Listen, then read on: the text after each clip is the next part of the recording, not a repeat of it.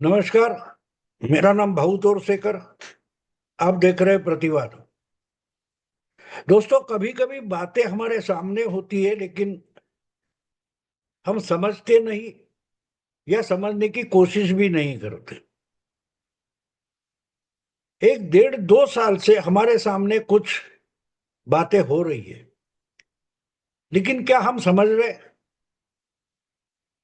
अजीब बात देखो कि एक जिहाद को महत्व देने वाले और जिहादी अपना एजेंडा बनाने वाले जो देश थे, इस्लामिक देश थे, वो पूरे के पूरे विकलांग होते गए। अफगानिस्तान हो, सीरिया हो, इराक हो, अब येमेन हो, ईरान हो, पाकिस्तान हो। अजीब बात देखिए, इसके इर्द गिर्द बहुत सारे मुस्लिम देश है, अरब देश है, लेबनान है उसमें, लेकिन सऊदी अरेबिया है, अपन क्या बोलते हैं, यूएई, दुबई, कतर, ये देश तो अच्छी तरह से फूल फल रहे। वो लड़ाई में उतरे नहीं, उनका पैसा इस्तेमाल हुआ, जरूर हुआ। दुनिया जानती है कि अल कायदा, जिससे इसकी शुरुआत 20-25 साल पहले हुई थी, उसके पीछे सब पैसा सऊदी अरेबिया खाता। एक समय यह बोला जाता था कि हर एक बैरल क्रूड ऑयल निकलता था, हर बैरल के पीछे $1 अलग रखा जाता था दुनिया में जिहाद फैलाने के लिए।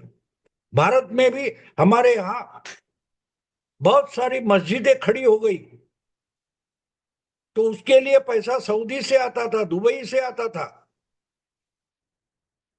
बड़ी बड़ी अच्छी इमारतें खड़ी हो गई मस्जिद की पूरे भारत में, पाकिस्तान में। और इसके लिए वहां से अल अजहर वगैरह जो जो मस्जिद यूनिवर्सिटी है, वहां से पढ़े लिखे मदरसे चलाने वाले मौलानाओं को भेजा गया था और जिहाद फैलाया गया था। अल कायदा का संस्थापक और नेता ओसामा बिन लादेन, उसका पिता तो सऊदी का सबसे बड़ा कॉन्ट्रैक्टर था। ओसामा को अपने पिता से अरबों डॉलर मिले थे और वो पैसा उसने पूरा का पूरा जिहाद में, अलकायदा में लगा दिया था।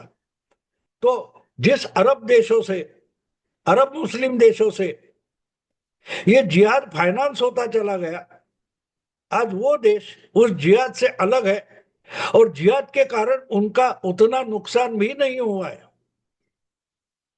दुबई हो, कतर हो, ओमान हो, सऊदी हो, ये फूल फल रहे, नई इंडस्ट्री बना रहे, आहिस्ते आहिस्ते इस्लाम से, इस्लाम की चंगुल से बाहर निकलकर डेवलपमेंट की तरफ मुड़े हैं। एक समय जो हालत यूरोप की थी, टूरिज्म के लिए लोग यूरोप जाते थे, आज दुनिया भर के लोग दुबई में, सऊदी में आने लगे हैं। दुबई में मंदिर तक हो गए।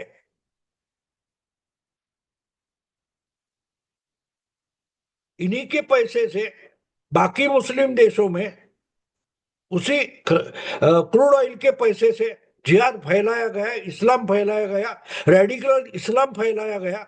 लेकिन आज अगर हम बारीकी से देखें तो जिस क्रूड ऑयल के पैसे से रेडिकल इस्लाम दुनिया भर फैलाया गया, वही क्रूड ऑयल निकालने वाले जो देश है वो खुद जिहाद से अलग हो गए, रेडिकल इस्लाम से अलग हो गए। दुबई में, अबू धाबी में तो मंदिर बने, सऊदी में बच्चों को महाभारत और भगवत गीता सिखाना भी शुरू हो गया। बुरके में अटकी हुई महिला बाहर निकाली गई है और इनके पैसों पर रेडिकल इस्लाम करते करते जिहादी बन गए बाकी के देश। मुस्लिम देश जो तुलना में गरीब देश है, आज अरबों से भी कट्टर मुस्लिम बन गए और गड़बड़ शुरू हो गई है। तो ऐसे जो अपने पैरों पर खड़े नहीं हुए और अरबों के और क्रूड ऑयल के पैसे पर दुनिया भर जिहाद भयने निकले थे, ऐसे जो दो देश है पाकिस्तान जैसे, इनका आहिस्ते आहिस्ते उनकी ताकत घट रही है, उनको पूरा विकलांग किया गया है। पाकिस्तान की हालत तो आपको मालूम है, भीख पर, और लोग खुले आम बोलते हैं कि पाकिस्तान एक भिखारी देश बन गया है, बांग्लादेश कंगालिस्तान हो गया है। खुद पाकिस्तान का प्रधानमंत्री शहबाज शरीफ एक भाषण में कहता है, हम कहीं भी जाते तो सामने वाले को लगता है ये कुछ मांगने आए, हम मांगना नहीं चाहते लेकिन मजबूरी है, 25 करोड़ लोगों को उनका पेट पालना है। तो जिहाद से पेट पालने वाला था, क्या जरूरत थी ये सब करने की। और अमेरिका हो या यूरोप हो, ऐसे देशों ने पाकिस्तान का इस्तेमाल किया अपनी जियोपॉलिटिक्स के लिए। अफगानिस्तान और अजरबैजान वगैरह जैसे मुस्लिम देश जो सोवियत यूनियन के चंगुल में फंसे थे, वहां कम्युनिज्म रोकने के लिए अमेरिका ने पैसा दिया और पाकिस्तान ने जिहादी लोगों की, जिहादी टेररिज्म की फैक्ट्री चालू की। अब पैसा बंद हो गया लेकिन माल निकल रहा है, वो भेजेंगे कहा। तो इससे जो दुनिया भर जो फैला था जिहाद, अब डेवलप कंट्रीज को उसका बंदोबस्त करना है। फिर वो लेबनान हो, सऊदी ने पैसा देना बंद कर दिया तो ईरान पैसे देने के लिए राजी है, तुर्की देने के लिए राजी है, क्योंकि जो धर्म के आधार पर, रिलीजन के आधार पर इस्लाम और रेडिकल इस्लाम फैलाना चाहते, उनको पॉलिटिक्स नहीं करनी है, उनको खलीफा बनना है। इतिहास में एक समय था जब मुस्लिमों का, इस्लाम का सबसे बड़ा साम्राज्य था, उसको ऑटोमन एम्पायर बोला जाता है। कॉलोनियल यानी फ्रांस, पोर्तुगीज, ब्रिटिश दुनिया भर फैले, उन्होंने अपने अपने एम्पायर खड़े कर दिए, तब ये ऑटोमन एम्पायर के टुकड़े किए थे। और केमाल पाशा नाम का जो तुर्क था, उसने ऑटोमन एम्पायर खत्म कर दिया, खलीफत खत्म कर दी थी।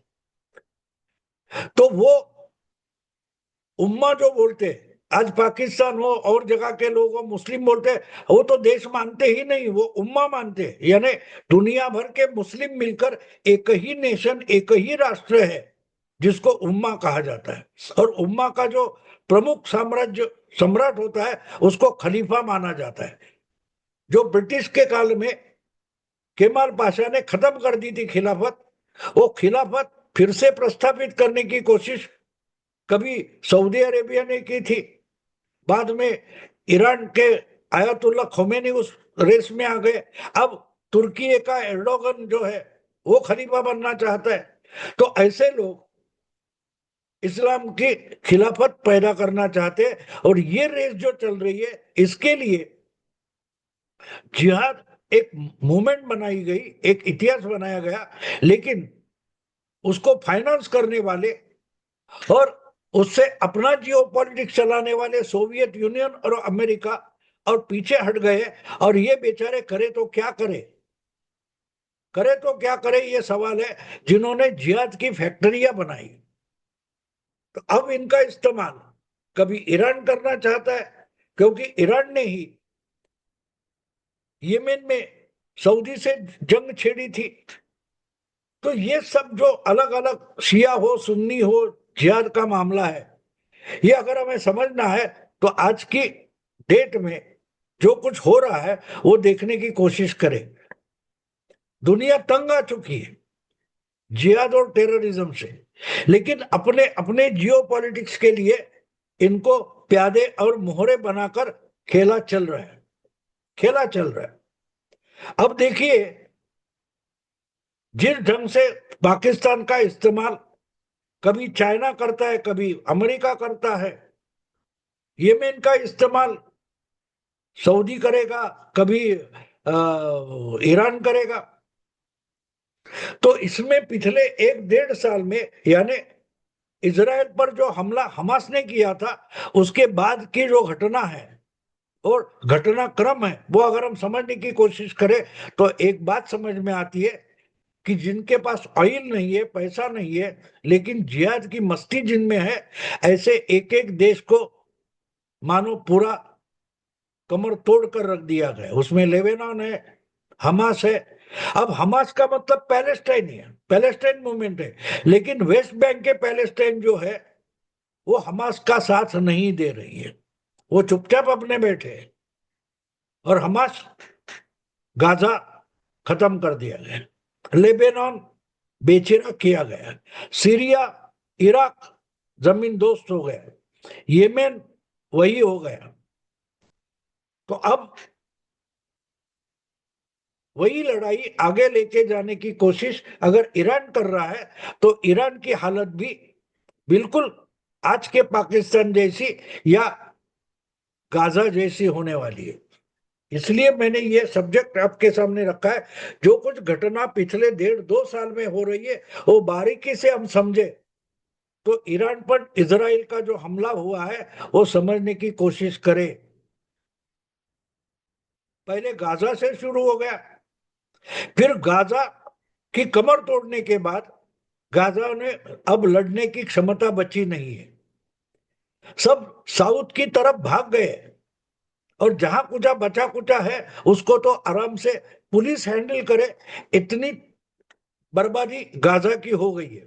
उसके बाद उनकी मदद को आए थे लेबनान वाले, नसरुल्लाह वगैरह, हिजबुल्लाह, उनका खात्मा इजराइल ने कर दिया।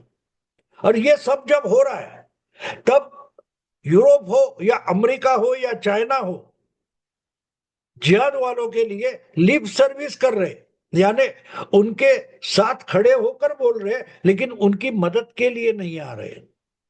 बिल्कुल किसी ने मदद नहीं की। अगर हम पाकिस्तान के ऑपरेशन सिंदूर की बात देखें तो वहां भी चाइना लिप सर्विस दे रहा था, लेकिन चाइना ने भारत के खिलाफ एक भी कदम नहीं उठाया, ना अमेरिका ने उठाया। तो बात साफ है, ये मुझे लगता है एक तरीके से मिली भगत है। पूरी दुनिया किसी मेहमान के हाथों सांप का मारना, तो बोलते ना, सांप भी मरे और लाठी भी ना टूटे, यानी खरोच तक अमेरिका को नहीं आनी चाहिए, खरोच तक यूरोप को नहीं आनी चाहिए, लेकिन ये जिहाद का सांप है, वो मारा जाना चाहिए। इसलिए सब कोशिश चल रही। और इसलिए मुझे लगता है कि गाजा, लेबनान, सीरिया और येमेन के बाद अब ईरान की बारी आई है।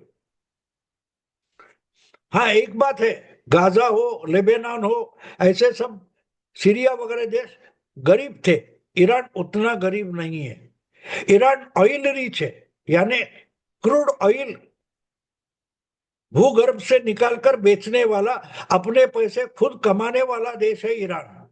और इसलिए आखिर में उसका नंबर आया है। क्योंकि एक बात होती है, पैसा गिनने वाला होगा तो उसको भिखारी मदद करने के लिए आते हैं। तो येमेन हो, गाजा हो, पैलेस्टाइनी हो, सीरिया हो, लेबनान हो, वहां के भिखारी ईरान के मदद को आ सकते थे। इसलिए वहां की जो फौज है, ये भीख मंगों की फौज है, उनका पहला खात्मा किया गया, उनको बिल्कुल बेजार किया गया है, और बाद में ईरान पर हमला हुआ है। तो इसलिए इसके पीछे जो एक स्ट्रेटेजी है, एक रणनीति है, वो हमें देखनी और समझनी जरूरी है। ये अपने आप होते आया ऐसा मैं नहीं मानता।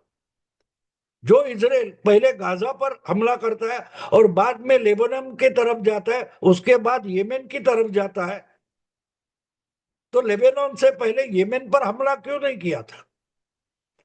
येमेन से पहले डायरेक्ट ईरान पर हमला क्यों नहीं किया था? कि जो ईरान के इशारों पर चलते हैं, पहले जैसे हम देखते शतरंज के खेल में प्यादे और मोहरे पहले मारे जाते हैं, राजा को नहीं मारा जाता, राजा को कॉर्नर किया जाता है। बिल्कुल उसी तरह से ये जो ईरान के इशारों पर चलने वाली टोलियां थी, सीरिया, लेबनान, हौथी, येमेन, इनका पहले खात्मा किया गया और उसके बाद ईरान की तरफ इजराइल ने अपना रुख किया है। और मैं मानता हूं, साफ साफ मानता हूं कि ईरान का भी गाजा किया जाएगा। असलियत में एक बात है कि जो आह्वान पाकिस्तान की आवाम को प्रधानमंत्री नरेंद्र मोदी ने भुज से भाषण में किया था कि आवाम, पाकिस्तान की आवाम खड़ी हो जाए, अपने जिहादी नेता सरकार के खिलाफ खड़ी हो जाए और डेवलपमेंट के रास्ते पर चल पड़े, तो भारत पाकिस्तान की आवाम की जरूर मदद करेगा।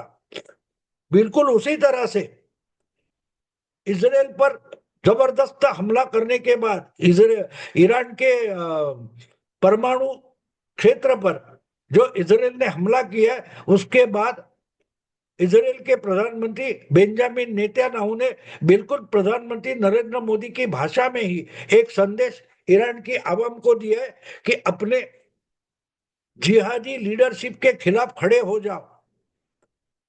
ईरान के खिलाफ इसराइल नहीं है, लेकिन ईरान की लीडरशिप और सत्ता के खिलाफ इसराइल जरूर है।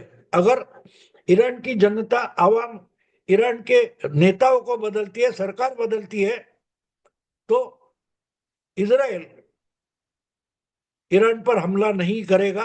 आप उठो, खड़े हो जाओ, बगावत करो अपनी सरकार के खिलाफ। तो मुझे लगता है कि ये सब जो घटनाएं हुई है 1.5 साल में, ये एक तरीके से दुनिया में से टेररिज्म, जिहाद नाम का टेररिज्म खत्म करने के दिशा में एक एक कदम उठाया गया है। और उसमें भले इसराइल के खिलाफ मुस्लिम हो, लेकिन बहुत सारे मुस्लिम देश पीछे से, पर्दे के पीछे से इसराइल का समर्थन कर रहे हैं। देखते हैं आगे क्या होता है। मैं अभी यही रुकता हूं। अगर वीडियो पसंद आए तो लाइक कीजिए, शेयर कीजिए और प्रतिवाद को सब्सक्राइब कीजिए। नमस्कार।